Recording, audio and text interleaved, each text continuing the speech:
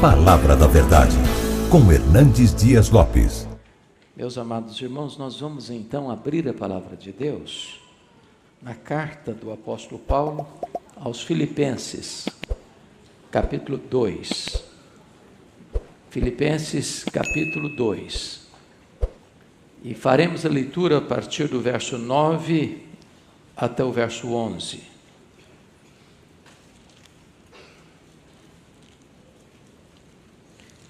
Filipenses capítulo 2, 9 a 11. Está escrito: pelo que também Deus o exaltou sobremaneira, e lhe deu o nome que está acima de todo nome, para que ao nome de Jesus se dobre todo o joelho, nos céus, na terra e debaixo da terra, e toda língua confesse que Jesus Cristo é Senhor, para a glória de Deus Pai. Amém. Eu quero pedir permissão a vocês para só voltar nesse texto, já na conclusão da minha fala. Diferentemente de como tenho feito habitualmente, hoje eu não vou pregar um sermão expositivo. Hoje eu vou tratar de um assunto, de um tema: o senhorio de Cristo. Esta é a verdade magna do cristianismo. Esta é a própria essência da fé cristã. É o núcleo do Evangelho. Jesus Cristo é o Senhor. Eu quero introduzir esta fala com um fato curioso que ocorreu aqui no Brasil. Um sociólogo francês estava fazendo uma tese de doutorado sobre a religiosidade do brasileiro. E ele pega um avião no aeroporto Charles de Gaulle, em Paris, e desce no aeroporto do Galeão, no Rio de Janeiro. E ele começa a sua pesquisa de opinião com uma série de perguntas às pessoas na sua jornada. E ele fica impressionado, porque já no aeroporto ele viu um grande crucifixo com a pessoa do Cristo crucificado. Aquilo já apontava a religiosidade do brasileiro. Então, ele pega um táxi para o hotel e vê um crucifixo pendurado no espelho do táxi e pergunta ao taxista: o senhor crê em Jesus? Mas é claro, eu sou religioso. A caminho do hotel, ele vê o Cristo Redentor de braços estendidos e percebeu quão religioso era o povo brasileiro. Viu inúmeros templos, torres empinadas aos céus, diversas denominações. Então ele começa a sua entrevista perguntando a um cidadão: o senhor crê em Jesus? E a pessoa responde: é claro, eu sou católico romano. Avança um pouco mais, aborda outra pessoa e diz: você crê em Jesus? Sim, claro, eu recebi um milagre dele. Ele entra numa loja de Umbanda e está lá uma figura de Iemanjá, e do lado uma estátua de Jesus, e pergunta ao dono da loja: o senhor crê em Jesus? Claro, claro, ele foi um espírito muito elevado, um espírito de luz. E aí ele entra na casa de um famoso estudioso, um filósofo, um historiador, estava lendo as obras de Spinoza, de Hume, de Kant, de Engels, de Comte, e pergunta: e o senhor crê em Jesus? E o pensador, o filósofo, respondeu: é claro que eu creio. Ele foi um homem de uma filosofia muito adiantada para o seu tempo. E então ele prossegue na sua pesquisa e, caminhando pela rua, encontra dois jovens de camisa e gravata, calça bem passada, cabelos bem cortados, até pareciam irmãos gêmeos, cada um com uma pastinha na mão, e pergunta: vocês creem em Jesus? E os jovens responderam: mas é óbvio, nós até fazemos parte da Igreja dos Santos dos Últimos Dias. Avança um pouco mais, E encontra também mais 2 jovens, uma sacola de literatura, vendendo alguns panfletos, e perguntaram: e vocês creem em Jesus? E os 2 jovens responderam: mas é claro que nós cremos, nós temos até uma revista maravilhosa sobre o Armagedon, nós fazemos parte dos 144.000 do Apocalipse. E o homem ficou tão impressionado, mas na sua jornada, ninguém disse para ele: é claro, Jesus é o Senhor da nossa vida. Eu fico imaginando que se você hoje sair pelas ruas de Vitória fazendo uma pesquisa, quem é Jesus, quem é Jesus, quem é Jesus, você vai encontrar também muitas respostas. Mas será que hoje, dentro da religiosidade do brasileiro, e até de alguns evangélicos, nós podemos afirmar aquilo que é a essência do cristianismo: Jesus Cristo é o Senhor? A pergunta hoje é: quem é Jesus? Quando Jesus caminhava, navegava pelo mar da Galileia e foram surpreendidos por uma tempestade, depois que Jesus acalma a tempestade, acalma os discípulos, eles perguntaram uns para os outros: quem é este, que até o vento e o mar lhe obedecem? Quando ele estava lá no extremo norte de Israel, nas fraldas do Monte Hermon, lá em Bânias, onde nasce o Rio Jordão, Jesus faz uma enquete com eles, perguntando: quem dizem os homens ser o Filho do Homem? E naquela região da Galileia, influenciada por gentios, onde graçava já o sentimento religioso da metempsicose, da transmigração das almas, da reencarnação, responderam: uns dizem que tu és João Batista, outros dizem que tu és Elias, outros dizem que tu és Jeremias, outros dizem que tu és alguns dos profetas. Um entendimento completamente equivocado de quem é Jesus. Então Jesus pergunta para os discípulos: e vós, quem dizeis que eu sou? E Pedro responde pelo grupo: tu és o Cristo, o Filho do Deus vivo. Meus amados, os apóstolos entenderam esta verdade gloriosa, porque Jesus é o ungido de Deus, o Messias, o profeta, o sacerdote, o rei, e foi por esta verdade que ele é o Senhor, o Messias,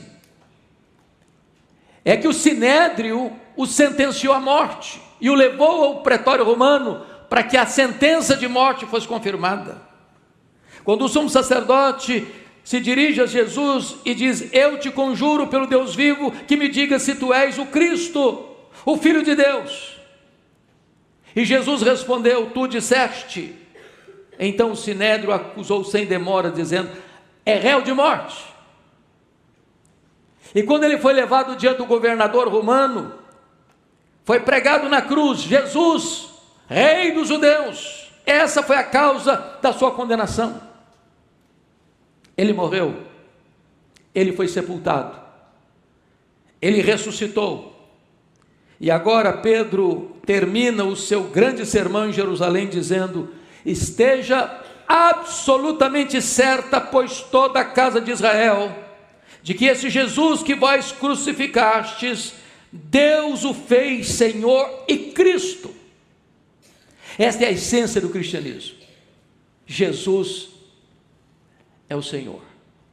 E a Bíblia diz: se no teu coração creres, se com a tua boca confessares que Jesus Cristo é o Senhor, serás salvo. A grande mensagem do Evangelho e da palavra de Deus é esta: crê no Senhor Jesus e serás salvo. Mas, meus amados, eu quero então agora levantar algumas questões. Primeiro, essa mensagem de que Jesus é o Senhor é uma verdade perseguida. Se não, vejamos. Lá no primeiro século já, levantaram-se os opositores chamados de gnósticos, do gnosticismo. A palavra gnosis ou gnosticismo vem da palavra conhecimento, não um conhecimento apenas teórico, mas místico, e isso é influenciado pelo pensamento grego. E os gregos acreditavam que a matéria que você toca, que você vê, que você tange, era essencialmente má. Mas o espírito que você não vê é imaterial, essencialmente bom. E por causa desta influência do pensamento grego, o gnosticismo negava a encarnação de Jesus, negava a ressurreição de Jesus. E então a doutrina de Jesus como Cristo foi atacada. Na esteira do gnosticismo vem o docetismo, uma outra heresia que se formou, dizendo que Jesus não tinha um corpo físico real, ele tinha apenas a aparência de um homem, mas ele não veio em carne. E quando você lê a primeira carta de João, João combate essa heresia, dizendo que aquele que diz que Jesus não veio em carne é um anticristo. Aquele que nega a encarnação de Cristo é um anticristo. Mas as heresias continuaram a atacar essa verdade, quando no século IV, um presbítero de Alexandria, do Egito, que era a segunda maior cidade do mundo, começa a pregar uma heresia chamada de arianismo. E Ario começou a espalhar pelo mundo que Jesus não era Deus, da mesma essência de Deus, da mesma natureza de Deus, que ele não tinha os atributos de Deus, que ele não podia realizar as obras de Deus. E então, na época, o imperador Constantino, no ano 325 da era cristã, convoca um concílio em Nicéia para tratar da matéria, e louvado seja Deus. Naquela época, Atanásio, calçado na verdade, refuta as teses de Ario e finca uma estaca da ortodoxia cristã, declarando que Jesus Cristo é Deus, Deus de Deus, luz de luz, coigual, coeterno e consubstancial com o Pai. Mas outras heresias surgiram para atacar a doutrina de Cristo. Por exemplo, Nestório afirmou que Jesus tinha afirmava que eram duas pessoas em Jesus, não uma pessoa só. Entendamos, Jesus é uma pessoa, mas com duas naturezas distintas. Mas Nestório afirmava que Jesus eram duas pessoas. Na contramão, uma outra heresia de Eutiquis, que dizia que Cristo tinha uma só natureza e não duas. O fato é tão importante, irmãos, na história da igreja, no ataque à pessoa de Cristo, que nos 5 primeiros séculos do cristianismo nós tivemos concílios que trataram da pessoa de Cristo. Por exemplo, o concílio de Nicéia, em 325, finca a estaca da divindade de Cristo. Depois, em 381, é preciso um outro concílio em Constantinopla para afirmar a divindade de Jesus Cristo. Mas somente em 451, no concílio de Calcedônia, é que se declara com total clareza que Cristo é tanto Deus quanto homem, perfeitamente Deus, perfeitamente homem, a natureza teantrópica de Cristo, divina, humano de Cristo. Quando vem a reforma protestante do século XVI, a igreja começa então a produzir documentos doutrinários, teológicos, e talvez o mais importante, no século XVII, vem a Confissão de Fé de Westminster, que nós subscrevemos como nosso símbolo de fé, que vai concordar e subscrever o concílio de Calcedônia, acerca de Jesus Cristo. Ele é perfeitamente Deus, ele é perfeitamente homem. Mas então, nós entramos agora naquilo que nós chamamos do século XVIII, do irrompimento do iluminismo, depois do racionalismo francês, os grandes enciclopedistas, Voltaire, Rousseau, Diderot.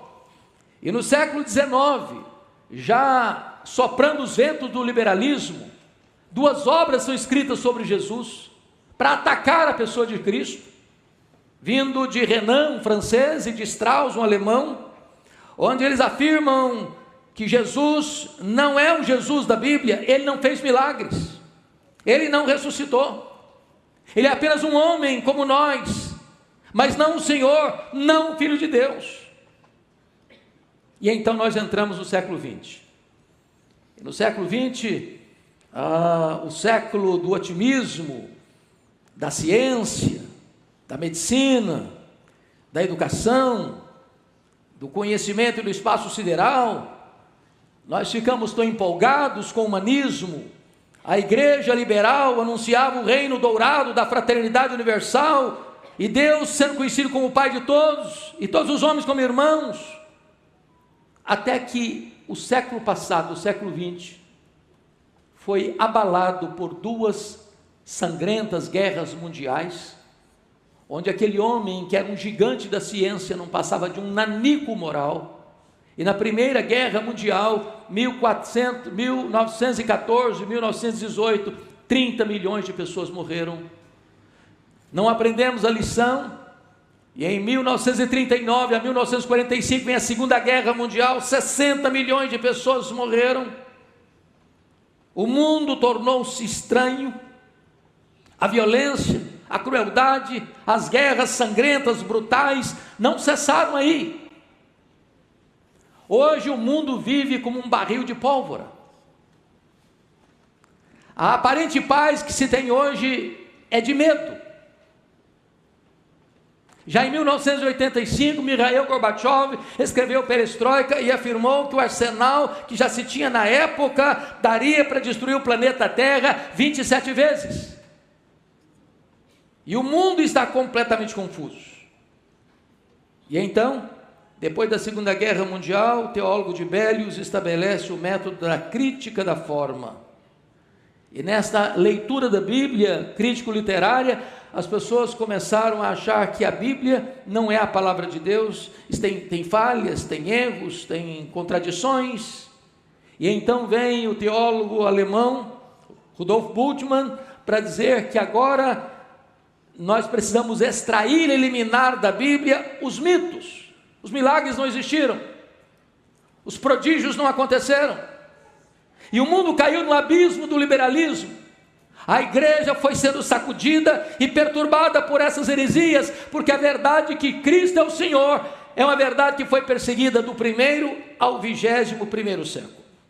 Mas mais do que isso, em segundo lugar, essa verdade de Jesus Cristo é o Senhor, além de perseguida, ela não é entendida nem mesmo por muitas igrejas. Se não, vejamos. No século passado, final do século XX, surgiu uma ideia que graçou na igreja evangélica,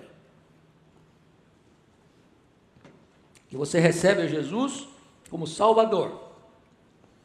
Só mais tarde, num processo de discipulado e amadurecimento, é que você recebe a Jesus como Senhor. Então fazia até um gráficozinho, alguns aqui lembram desse gráfico. Tem um círculo, e dentro do círculo uma cadeirinha, e dentro da cadeirinha, em cima da cadeirinha, o seu eu. Jesus está do lado de fora do círculo. Você o recebeu como Salvador, mas quem manda na sua vida é você. Esse é o primeiro estágio. Está salvo, mas Jesus não é o Senhor da sua vida. E aí então iria um segundo passo, um avanço. Aí tem o círculo, tem a cadeirinha, e Jesus assentado na cadeirinha. Agora Jesus é o seu Salvador e o seu Senhor. Agora você é um crente maduro. Só que isso não é verdade. Isso não é bíblico. Se não, vejamos. Quando o Novo Testamento vai tratar da matéria, o Novo Testamento chama Jesus de Salvador apenas 16 vezes. O Novo Testamento chama Jesus de Mestre apenas 64 vezes. O Novo Testamento chama Jesus de Senhor 650 vezes. Em outras palavras, a grande mensagem do Novo Testamento é: Jesus é o Senhor. Crê no Senhor Jesus. Se com o seu coração você crer e com a sua boca você confessar que Jesus é o Senhor, você será salvo. A igreja do 1º século proclamou Jesus como Senhor. A igreja chamou todos os homens, reis e vassalos, chefes e servos, a reconhecerem Jesus como Senhor, a se prostrarem diante dele e confessar que ele é Senhor. Mas o que a mensagem hoje está sendo pregada em tantos arraiais?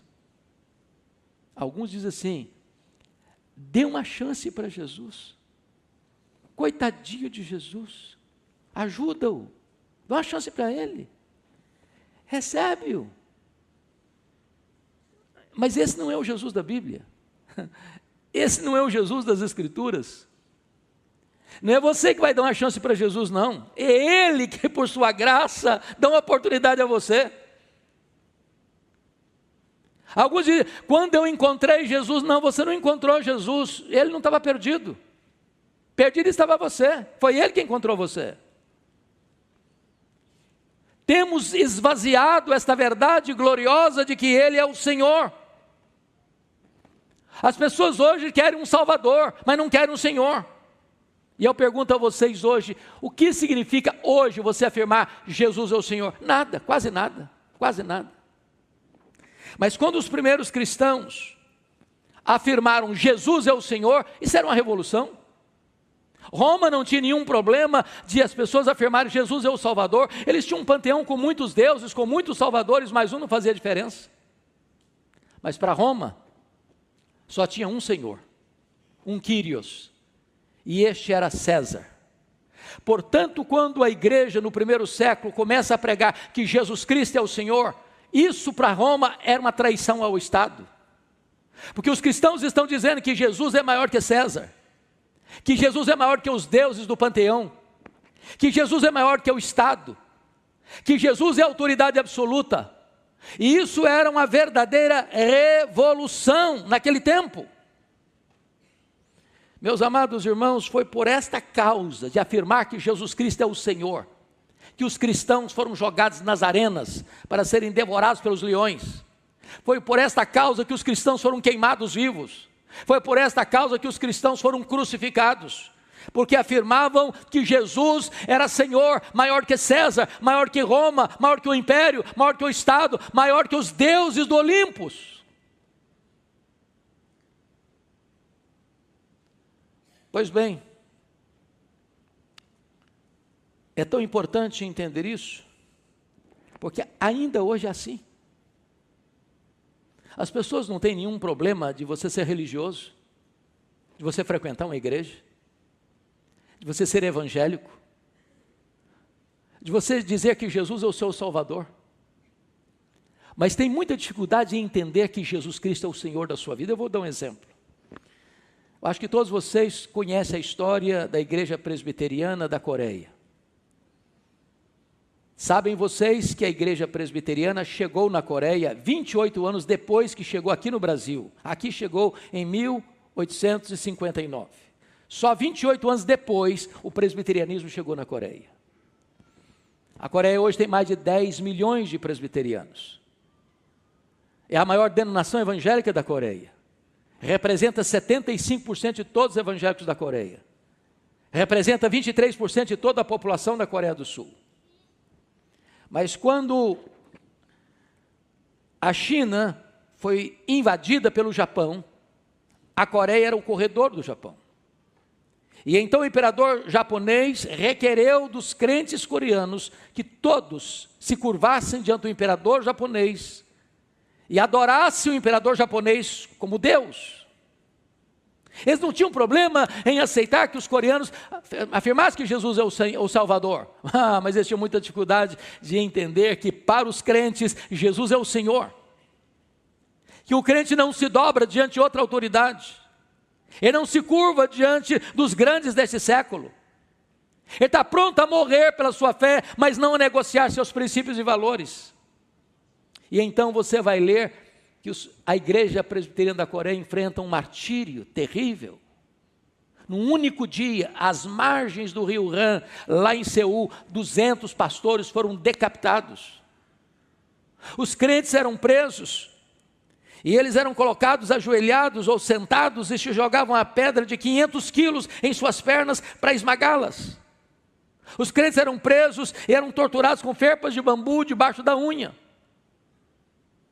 Visitamos o Museu dos Mártires, e ali homens, mulheres, jovens, crianças, pastores, missionários, mortos com requinte de crueldade, por uma única razão, por afirmar que Jesus Cristo é o Senhor, e não se dobrarem diante de um Estado totalitário. Agora, é importante você e eu entendermos o que significa para nós hoje dizer Jesus é o Senhor. Vai dizer muita coisa. de você não negociar princípios e valores, de você não vender sua consciência, de ir lá na empresa, lá no escritório, lá no hospital, lá na universidade, lá na indústria, lá nas suas transações, você não abrir mão de verdades absolutas, porque quem manda na sua vida é Jesus, porque Ele é a autoridade absoluta sobre você, de que Ele controla a sua vida, que Ele controla a sua mente, que Ele controla o seu pensar, que Ele controla as suas decisões. E é nessa conjuntura, irmãos, que nós precisamos entender que Jesus Cristo é o Senhor. Nas palavras de Daniel capítulo 2, os impérios, os reinos deste mundo vão ruir, vão colapsar, porque o reino de Cristo vai ocupar o espaço, e Ele é o Senhor, nos céus e na terra. Ele tem todo o poder, Ele tem toda a autoridade nos céus e na terra. A linguagem que Apocalipse vê é o Cristo de Deus, que vence para abrir o livro, desatar os selos, e Ele está sentado no trono, e Ele tem as rédeas da história em suas mãos. Ele quem dá vida, Ele quem tira a vida, Ele quem exalta, Ele quem rebaixa, Ele quem põe no trono, Ele quem tira do trono, é Ele quem está no controle de tudo. Ele é o Senhor do universo, da igreja, da história da nossa vida. Mas agora é importante entender que hoje talvez nem todos reconheçam isso.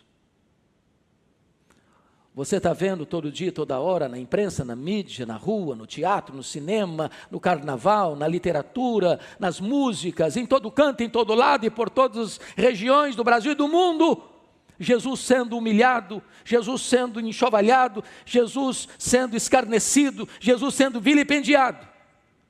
Mas o que a Bíblia diz é que todo joelho vai ter que se dobrar, e toda língua vai ter que confessar que Jesus Cristo é Senhor, para a glória de Deus Pai. Então, convido você para voltar para o texto. Eu quero, então, fazer considerações no texto lido, para a gente concluir. A primeira coisa que eu encontro nesse texto, de Filipenses 2, 9 a 11, é que a exaltação de Cristo é uma obra do próprio Deus Pai. Veja o verso 9 comigo. Pelo que também Deus o exaltou. E vale destacar que esse texto está no contexto da humilhação de Cristo e da exaltação de Cristo. Ele começa com a humilhação de Cristo, dizendo: tende em vós o mesmo sentimento que houve também em Cristo Jesus. Porque Ele, sendo Deus, não julgou como usurpação ser igual a Deus. Antes a si mesmo se esvaziou, assumindo a forma de servo, humilhando-se até a morte e morte de cruz. Então note uma coisa. Ele não foi esvaziado, Ele se esvaziou. Notem, Ele não foi humilhado, Ele se humilhou.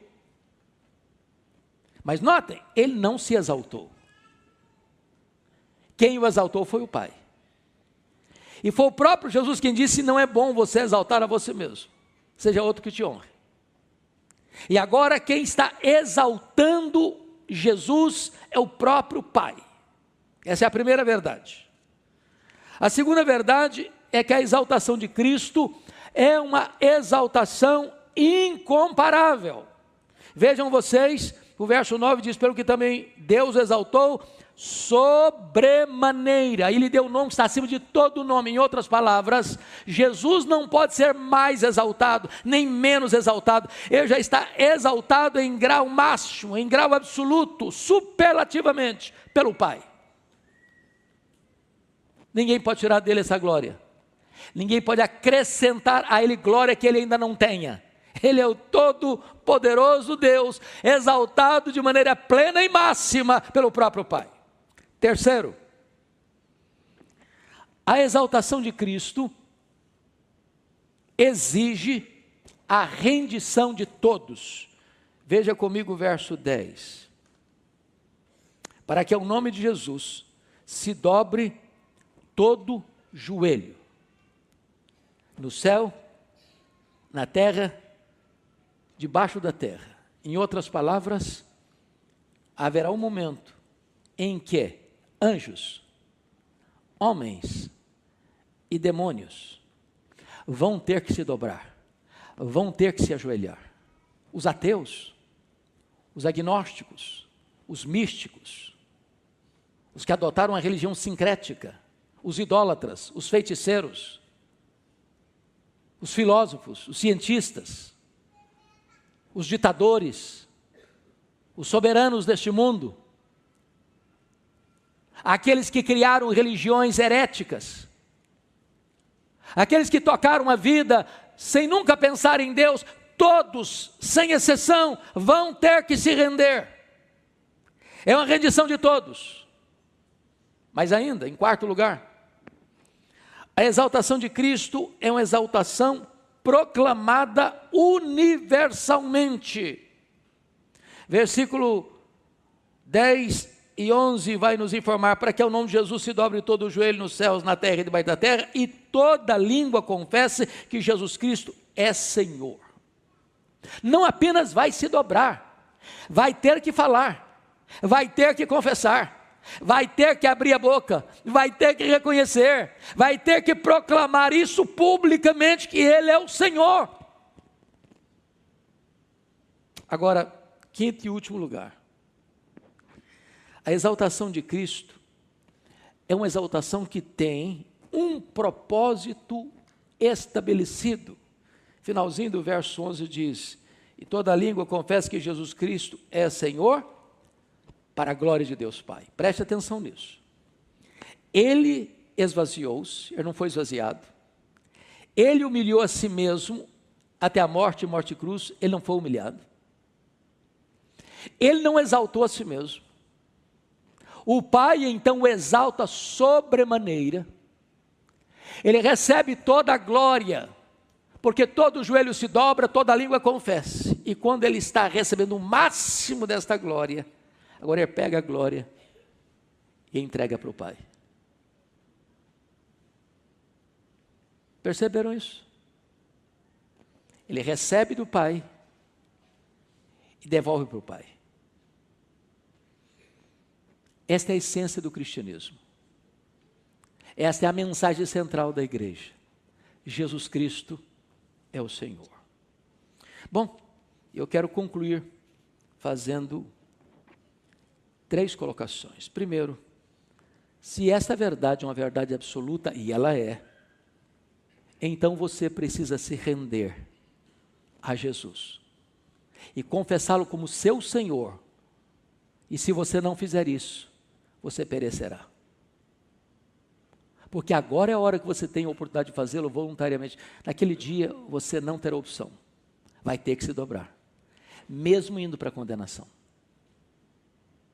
Segundo, agora você precisa confessar que Jesus Cristo é o seu Senhor, ou então você não será salvo. Não há outra alternativa.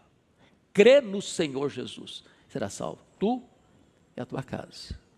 Terceiro, você precisa obedecer ao Senhor Jesus, ou então você não é um cristão e ainda não faz parte da família de Deus.